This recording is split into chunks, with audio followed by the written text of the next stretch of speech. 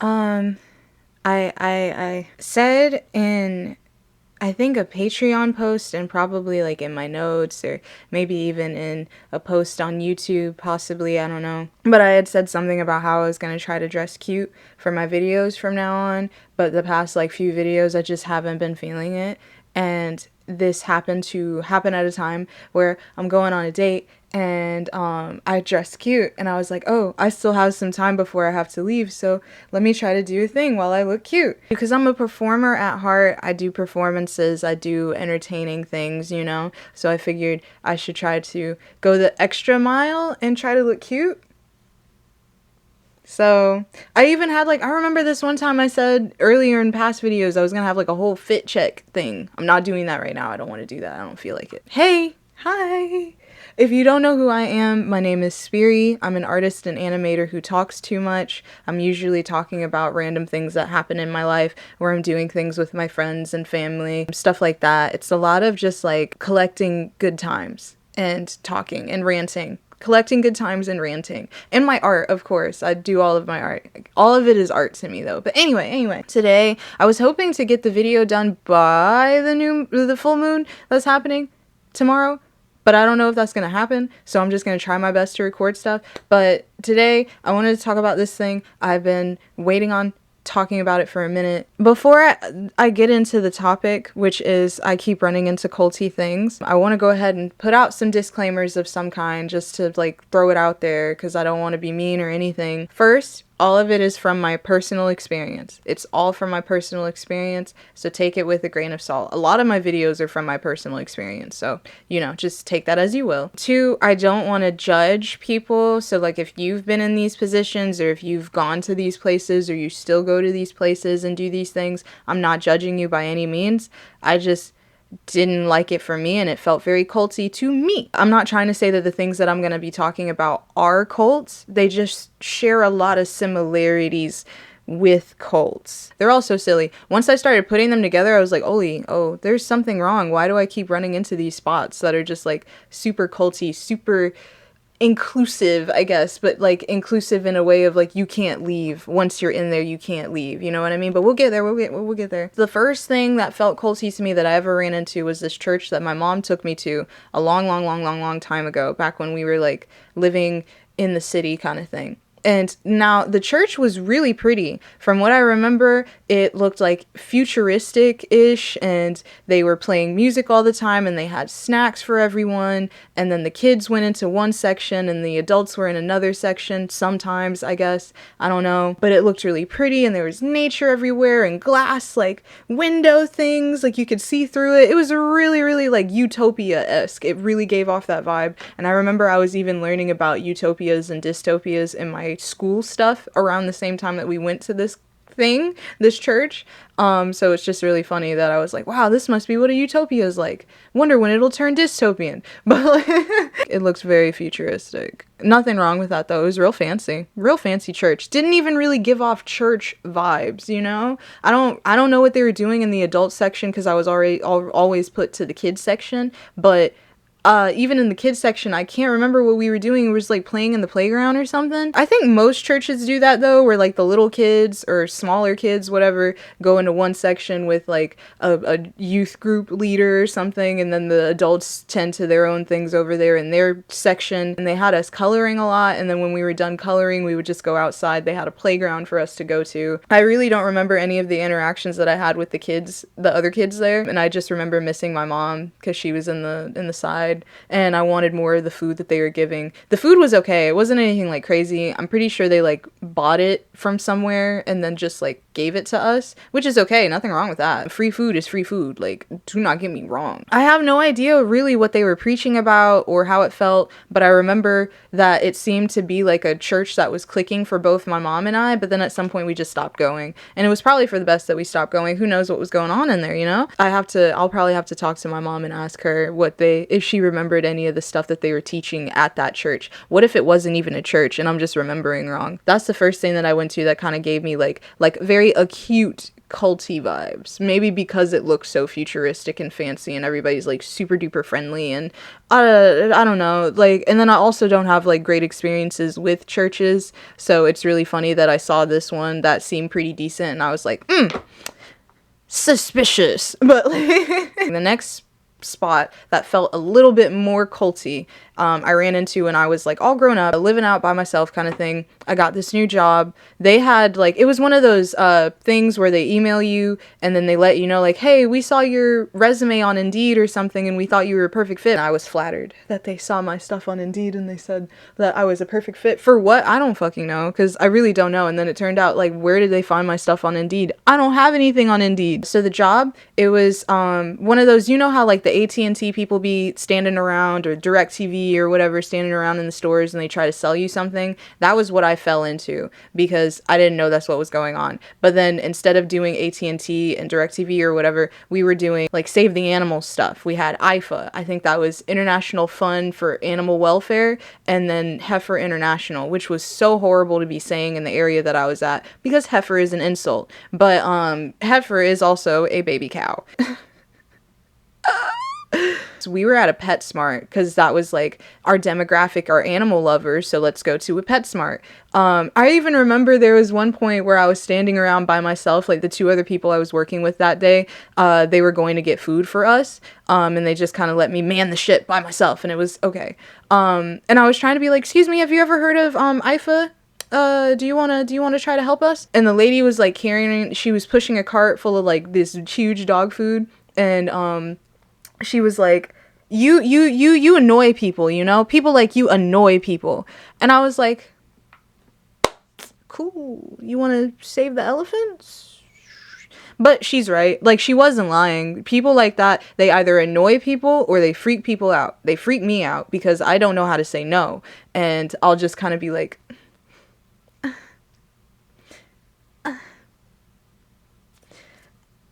and I try to like keep walking and I just feel bad, like I won't make any noises, and you know, a no thank you would be a lot less awkward than just so.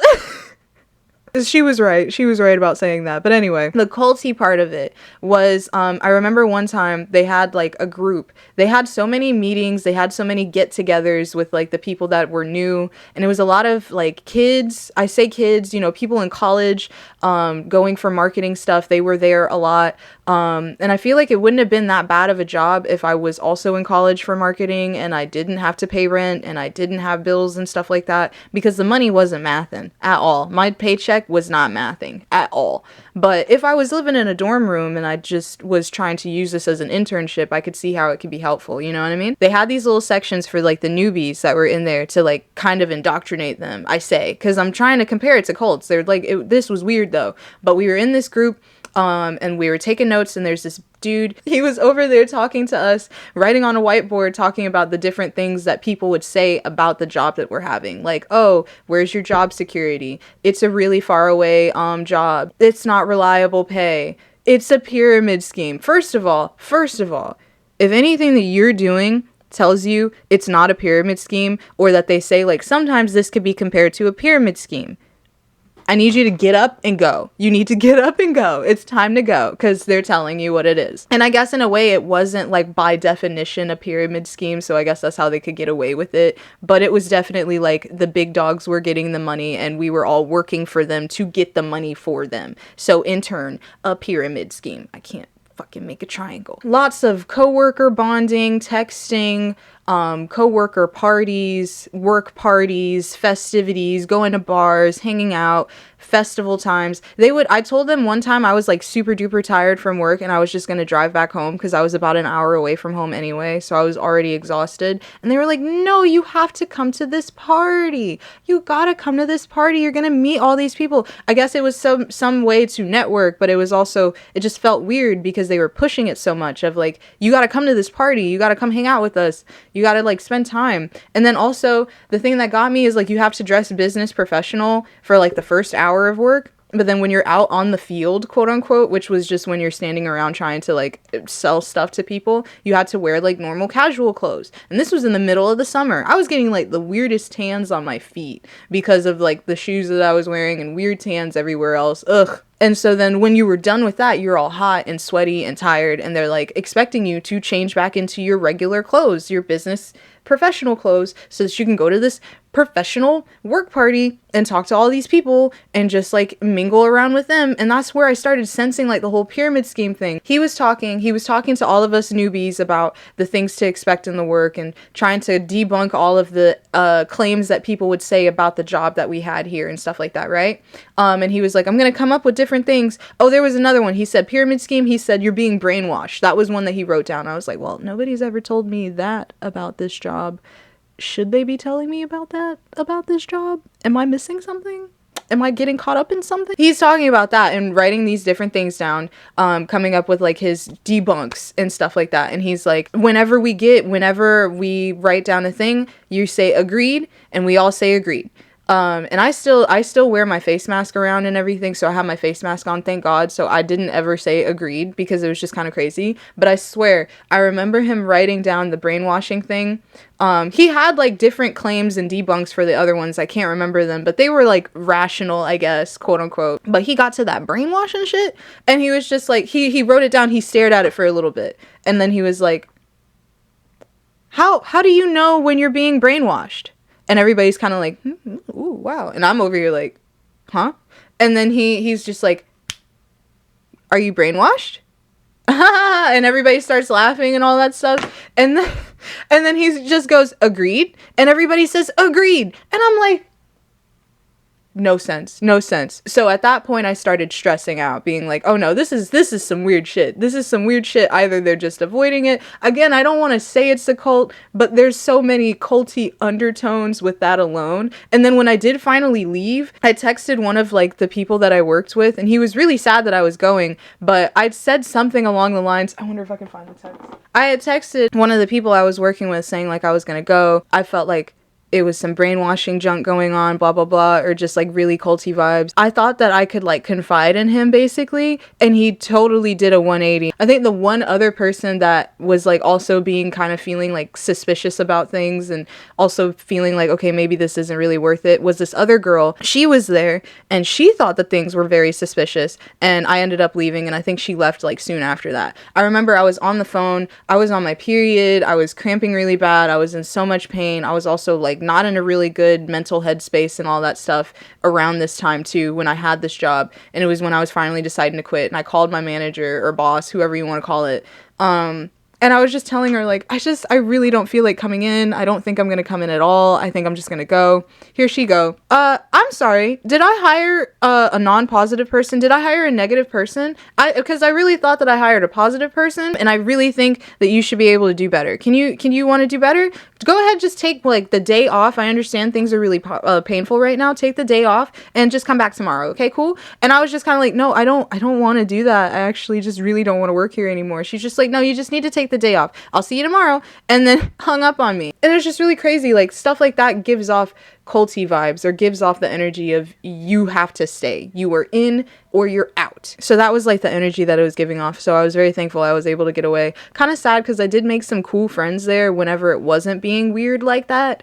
And just the stuff that they were teaching. They had this thing called a Jedi head nod, where like if you nod with somebody, they're more likely going to nod with you, even if they don't understand what's going on. They had a lot of different like marketing tactics, which is cool to learn, and it's cool to like know how to do those things, you know what I mean? So nothing wrong with that. It was just really weird, and I also wasn't making any money, and I felt really bad because it's just like, I have things to do, I got bills to pay. That was IFA, Heifer International. Nothing against the corporations. I really don't know if we were actually affiliated with them like that in the first place.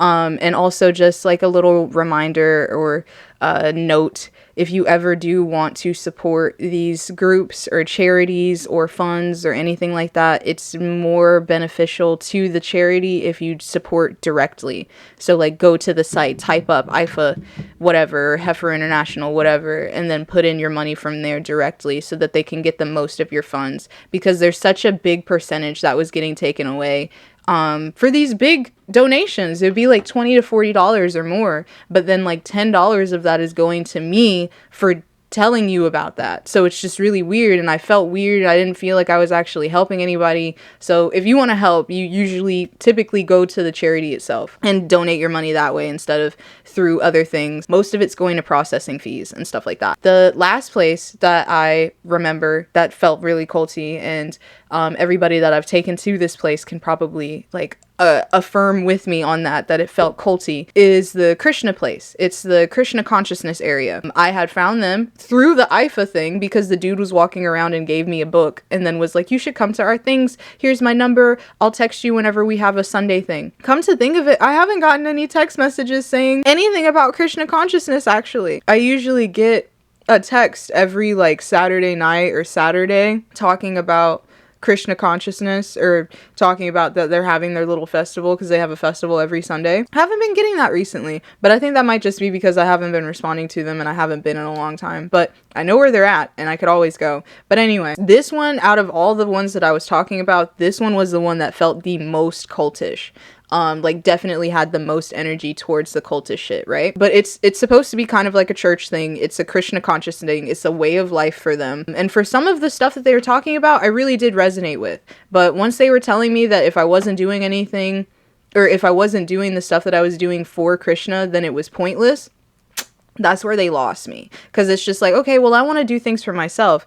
And they were just kind of like, well, you have to do it for Krishna though. So it's just like kind of, I'm good, I'm gonna go. I still have the mantra in my head because I swear to God they say it like 800 times throughout the entire session of just Hare Krishna, Krishna Krishna, Hare Hare, Hare Rama, Rama Rama, Hare Hare. They would celebrate, they would dance, they would hoop and holler, they would do a bunch of other stuff. They would also like read through their equivalent of the Bible, which was like the Bhagat, I can't even say it honestly, but it's the Gita. This basically their stuff that they talk about with all the Krishna consciousness things in it, and they'll like go through the stuff like how you would go through a typical church. I remember when I first went and I was going there, they were like, hi, what's your name? And I told them my name and they were like, ah, yes, we've been waiting for you. And that freaked me out. That's not cool. I'm not okay with that, but they say that every time. And then you take your shoes off, you go into the thing, you go sit, they sing and dance and do stuff. They play this instrument that looked like a mixture of an accordion and a box and like it.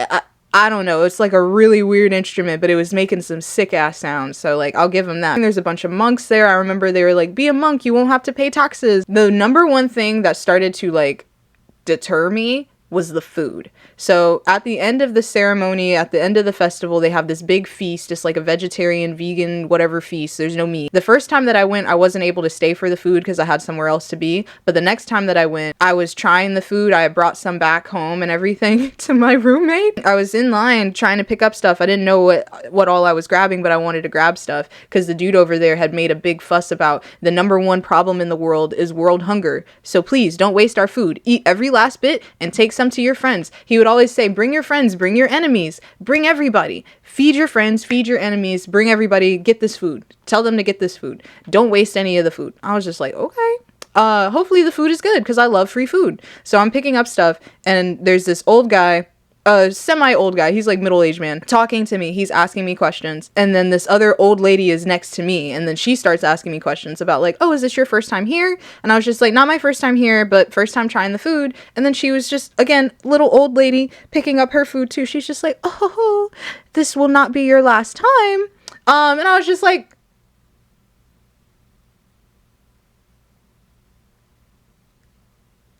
what do you mean by that? What do you mean by that? I grab the food. I get the fuck out of there. I go home. I remember me and my roommate and their friend came and we were all talking and I was trying the shit. Disgusting. Every single bit of the food was gross. I remember I picked up this thing that looked like mashed potatoes and I was like, I love mashed potatoes. You can't fuck up mashed potatoes. And I'd take a big glob of it. Turns out that bitch was dressing. It was some sort of dressing. I don't even know. And it was just a weird texture. It was like putting dressing in my mouth, but the texture of it was mashed potatoes. So I was just really confused as to what I was eating and everything was bad. I did ingest some things because I was really trying. I hate wasting food. I swear to God, for like the next 3 nights after I ate that food, I had vivid dreams about Krishna. I had vivid dreams about the stories that they were talking about with him. I have books. I have so many books from them that they just gave me, and it was really crazy. I was just kind of like, oh wow, cool, this is cool, I guess. And I said I was going to read through them. I haven't read through them. Some of them are really cool. I feel like is really cool, really useful knowledge. And then some of it is just like, holy shit, you're trying to indoctrinate me into something and I'm not ready. They even do this thing where it's like a monk a day. You can be a monk for a day. And they like try to get people to do that. They're kind of semi-active on social media. At least the Krishna consciousness area that's near me is kind of active, because I know that there's other Krishna consciousness areas out there in the world, all that stuff. And again, no hate or no mean, no derogatory things going on when I'm saying this stuff about these places. Krishna, Ifa, that one church, I don't even know if it's still a thing anymore. I'm not trying to be mean when I say that they give off culty vibes, but it's just something that I started to piece together. It's like, I keep running into culty shit. I keep running into like weird indoctrination areas, and I'm interested in talking about it with you guys. I think that wraps it up pretty nicely. Have you ever been to these places? Have you ever been a part of those marketing scheme things? If so, please, you may be entitled to financial compensation. Yeah, I'm not trying to say anything mean about these places when I say that they give off culty vibes. It's just they give off culty vibes, and it's on my bucket list to dismantle a cult. So I stream live on Twitch every Sunday, Tuesday, Thursday, and Friday. Feel free to talk to me in the comments. I love talking to people in the comments. You can buy stuff on my sticker store if you want to rep the Speary Sticks brand. Very much appreciated. If you want to hang out with me and the other people in our lovely community in our Discord, feel free to join the Discord. If you can, check out my Patreon. I have a free trial on there so you can see what you're getting before you like go all in. But yeah, I hope you have a great rest of your day.